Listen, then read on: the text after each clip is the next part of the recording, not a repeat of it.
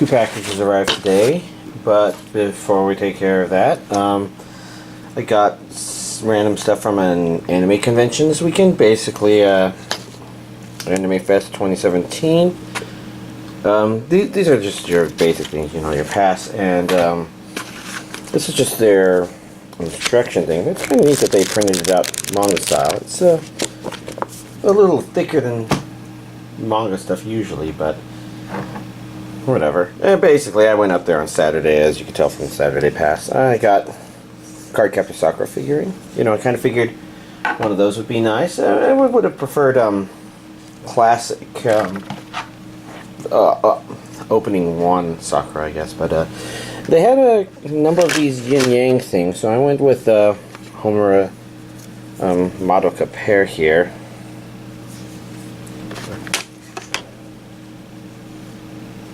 They're actually neat little things. There were all a good number of crossover things between like Madoka and Monogatari, but I ended up not getting any of those. I'm not going to unroll this here, but I got this vinyl picture thing. It's pretty cool. And it's going to be hard to show them on camera here, but I also got a little Pikachu shirt, the shirt I'm wearing now, and a poster that I will, you know, edit into this video. But with all that stuff out of the way, with all the swag out of the way, let's get into these. Oh, whatever.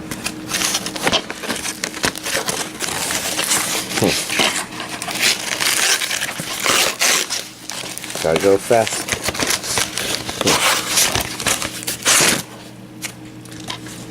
Something, let's see. And that's a receipt there.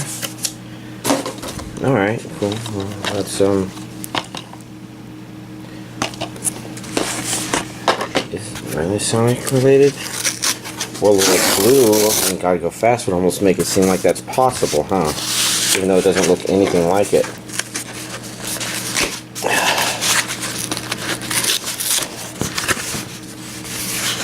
We got anime peeking out top there.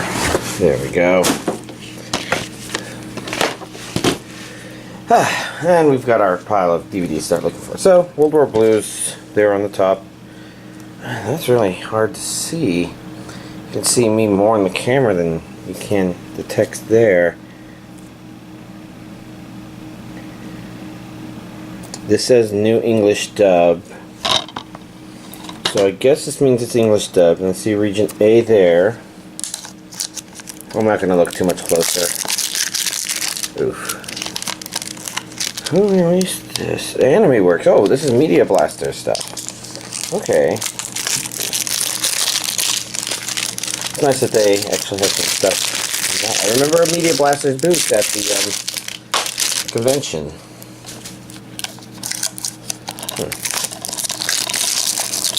This is some weird plastic. It's kind of stiff, so it's not as soft as the other one. Oh, the important thing is I get the impression this may be a movie. And yeah, the DVD version is a burn-on-demand disc, which we've seen of a lot of their stuff. I can read the bottom here a lot better. There, it's obvious as the audio is at approximately 70 minutes, so it sounds like a movie or an OVA series. Guide into opening. If we look at the Blu-ray version, of course, I think this is a regular pressed disc, which is good. Let's see. Now let's start. Rainbow Days, the complete series. That looks like a bunch of guys doing guy things. I see region A. Audio is Japanese, so no dub. But I think if these sort of things don't sell well enough to dub, or if maybe the dub doesn't work as well on one of these, I guess I could understand it. Then again, free with dubs. Man, not that this looks like it's as free as free. You know, just to say stupid things. Blu-ray 1, Blu-ray 2, DVD 1, and DVD 2. They're all different colors, so keep track. Blue and green are DVD, red and orange are Blu-ray. And I guess it's appropriate. It's a very rainbowy choice of colors, isn't it? Looks like we've got Bakuon. I don't even know what to make of this. Is she the maintainer of that motorcycle? Is you're ready to rev it up at these high school angels as these high school. I cannot English today. Anyways, it looks like it's a girls racing thing. I wonder if she's the main character or not. I guess it's cute girls doing cute things, racing motorcycles.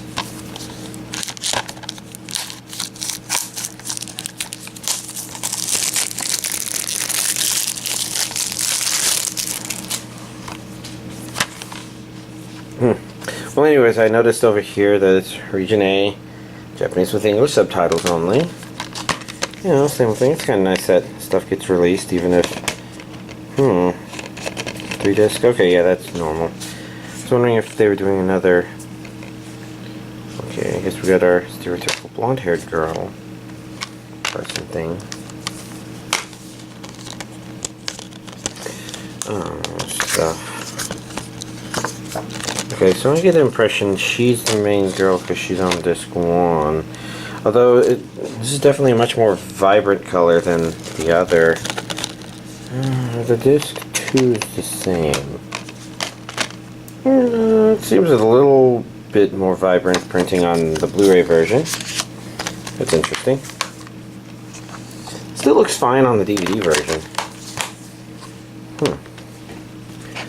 Let's see, this is a Blu-ray DVD combo of Beyond the Boundary, I'll Be Here, which I think is some sort of movie version or continuation of the other one, I don't remember. Region A, English dub. Past, Future, Destiny, Blood. Oh, can I actually remember what happened in the thing?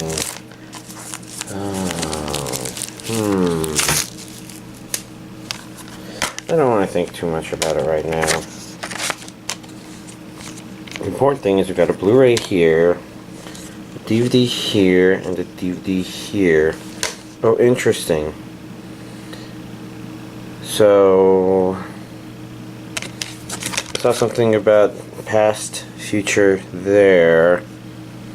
I'm wondering if this means there are actually 2 movies, 3-disc set. Okay. So maybe this is a movie version of it, or something weird like that, where maybe there's a past, future split versions or something. So there's 2 DVD versions with each of those, and then 1 Blu-ray with both. Interesting. And last but not least, oh, this isn't anime, but it is The Walking Dead, the complete 7th season. Okay, cool. Now I get to finally find out what happens. Alright, well... That's here's this week's anime DVD collection update. So, I think Food Wars was the only thing I watched. Well, I did travel up to Dallas, so there was a lot of time sunk into that. And when I got back, no, I was working on finishing this. Anyways, I guess it was a pretty enjoyable first season. I definitely would have continued watching second season if it was out on DVD Blu-ray, but it isn't right now, and so it is what it is. Anyways, it's an interesting series. It's kind of reminiscent of Yakitate Japan in terms of, you know, being a food-based show, and there's food-based competitions that happen, and there's something sort of resembling weird reaction shots every now and then, or reactions to food eating, but it's definitely not the same sort of thing, because Yakitate Japan is about going overboard with the reactions, and this one doesn't tend to. Instead, it's a lot of its reactions tend to be a little more straightforward kind of exaggerations, like, oh my god, I can't stop eating, or something weird like that, and people just analyzing the food there. And so it's really in that regard, it's kind of more about the food and the way the food is presented, looks, and it's very successful. It looks like very delicious food. I don't even remember anything from Yakitate Japan necessarily being designed as, oh yes, here's a good steak or a good rice bowl or something like that. That one was definitely, focused on bread, and bread has a way of being presented that doesn't necessarily require you to do some fancy garnishes and stuff like that. And there's a lot of stuff like that in here, and a lot of other stuff. Just a good, interesting mix of things where the entire idea of that is, I guess, the food's supposed to look appealing. Outside of that,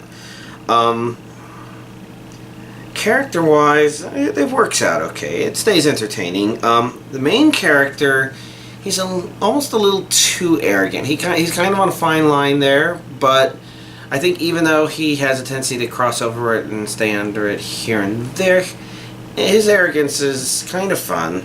I didn't really like God Tongue, the blonde girl there that you get introduced to very quickly. If anything, because it's pretty clear that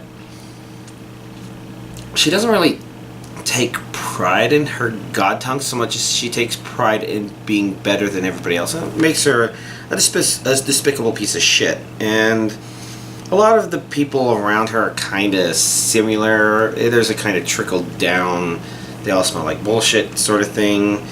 And, they have a couple characters that they try and dynamically mess with, and they're still very watchable. If the series was about them, I wouldn't give a rat's ass, but it's not about them.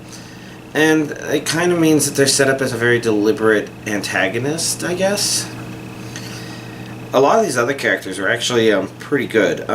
You don't see a whole lot of them. Like the bandana guy there, you don't really see too much of him, so I wouldn't say he leaves a very strong impression one way or the other.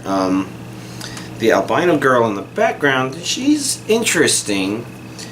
She's definitely got a small hint of meanness, but it also seems to be mixed with a kind of cunningness. That reminds me of like Kitsune from Love Hina, for example.